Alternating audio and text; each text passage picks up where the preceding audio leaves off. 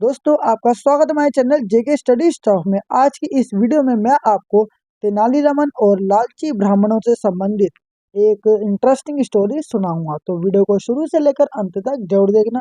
तो चलिए वीडियो को शुरू करते हैं। महाराजा कृष्णदेव राय की माता एक बहुत ही धार्मिक महिला थी। उन्होंने देश भर के सारे तीर्थ स्थानों का दौरा किया हुआ था और साथ ही साथ उन्होंने अपनी बहुत सारी धन संपत्ति मंदिरों में दान की हुई थी। उन्होंने अपने पुत्र से दान में फल देने की इच्छा जताई और उनके पुत्र राजा कृष्णदेव राय ने अपनी माता की इच्छा पूरी करने हेतु रत्नागिरी से तुरंत आमों की पेटियां मंगवाई। वह अपनी माता का बहुत ही आदर करते थे और उनकी हर इच्छा को पूरा करना चाहते थे।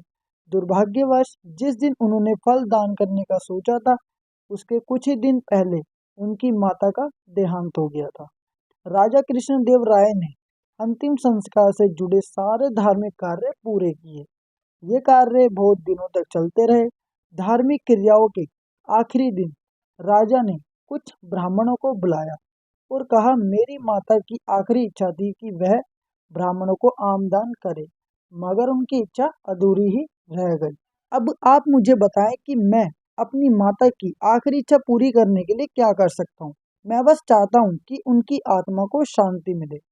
जिन ब्राह्मणों को राजा ने बुलाया था वह लालची थे और उन्होंने राजा को यह कहकर मूर्ख बनाया कि उनकी माता को शांति तभी मिलेगी जब वह ब्राह्मणों को सोने से बने आम दान में देंगे।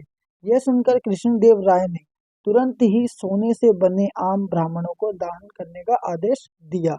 उन्हें ये लगा कि ऐसा कर उनकी माता की आत्मा को आखिरकार शांति तो मिल ही जाएगी। तेनालीरामन ने जब ये बात सुनी तो उन्होंने तीनों ब्राह्मणों को अपने घर अपनी माता की आत्मा की शांति के लिए बुलाया।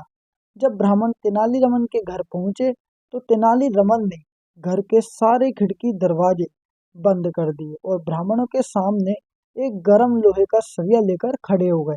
ये सब देखकर सारे ब्राह्मण आश्चर्य में पड़ गए कि आखिरकार ये क्या हो रहा है।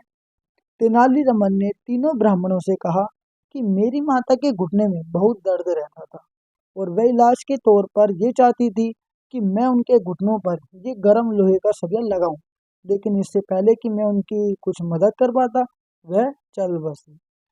तो आप सब पर मैं ये इलाज कर अपनी माता की इच्छा पूरी करना चाहता हूँ। ब्राह्मणों को ये झटका लगा और उन्होंने कहा कि ऐसा करना अन्याय होगा और वह इस कार्य में शामिल नहीं हो सकते।